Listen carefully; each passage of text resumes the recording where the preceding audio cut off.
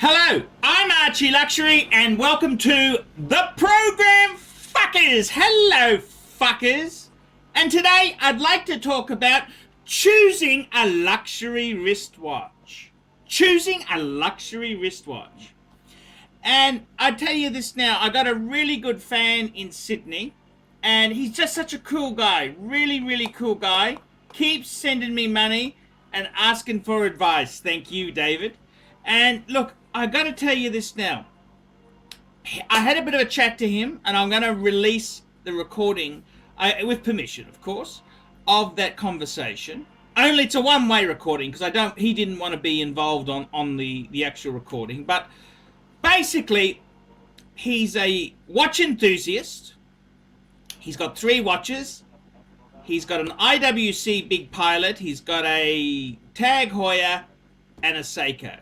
Okay, as I said to him, the Seiko's a beater. The Tag Heuer, you can flick that.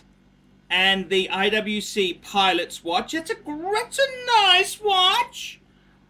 And I've never been anti-IWC. I don't mind IWC. I've just never managed to buy one at a profit for myself. So that's a decent, IWC is decent. Yes, I know some IWCs use ETA movements. Yes, that's true. But it's a decent watch. And I think IWC is a smidgen of better. It's better than Breitling. Okay, now let's have a look here. So he's come to me on Friday. He came to me and said, "Hey Archie, I've found this Rolex Deep Sea, and what do you think?" And it's basically a brand new piece. And I said, hey, there's not much value in buying a new piece like that there. I mean, you're going to be paying close to retail. It's so new. Rolex sports watches like that, they are just, you know, you're not going to get a huge saving buying it second hand. I said, hang on, look, just back the truck up. So he's come back today and he's come to me. He said he's found a Rolex 1680. It's a red Submariner. And I said, hey, back the truck up. Red Submariners. I said, look, they're a cool watch, but you got to know what you're doing. Number one, there's a lot of fakes. Do you realize the price difference between a white, when they say red Submariner, the word Submariner is in red. Fuck, there's a fucking moth here. Fucking insects. The word Submariner is in red as opposed to white, as opposed to gold on my fucker. And there's a big price difference just on the dial. So I wouldn't be paying. I don't think it's worth it, personally. I think it's all a fucking Ponzi scam.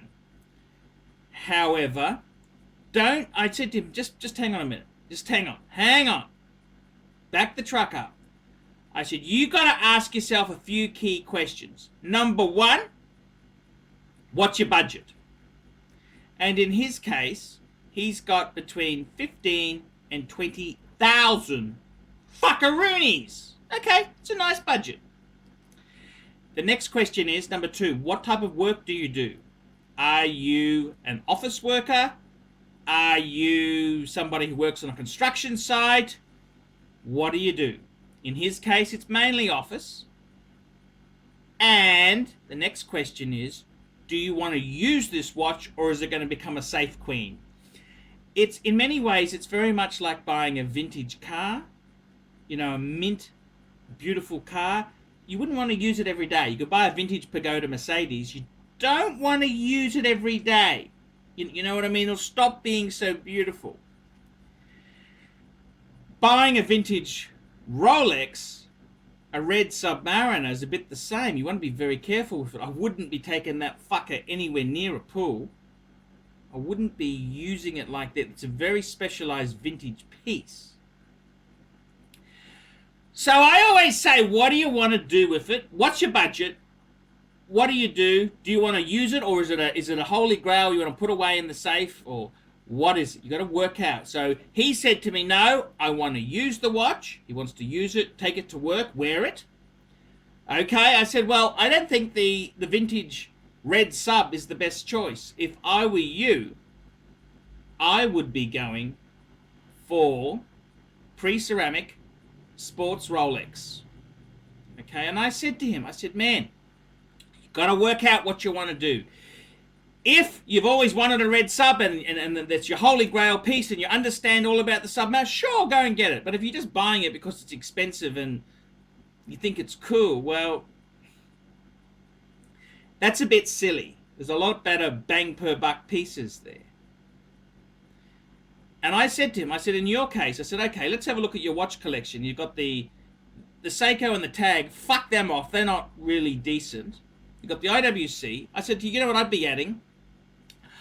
I'd be adding two pieces. I'd be adding a two-tone pre-ceramic steel and gold Submariner with a blue dial. And I'd add a Reverso Grand Date. Or a Reverso Grand Size Reverso as your dress watch. There you've got a two-tone.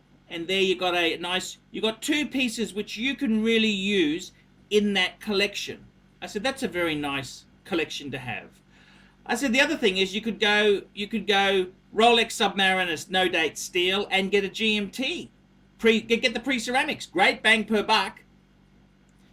So you've really got to look at what are you trying to do. So I always say key questions are budget, what work are you involved in? What do you want to do with it? Do you want to use it, or is it a holy grail you want to put in the safe?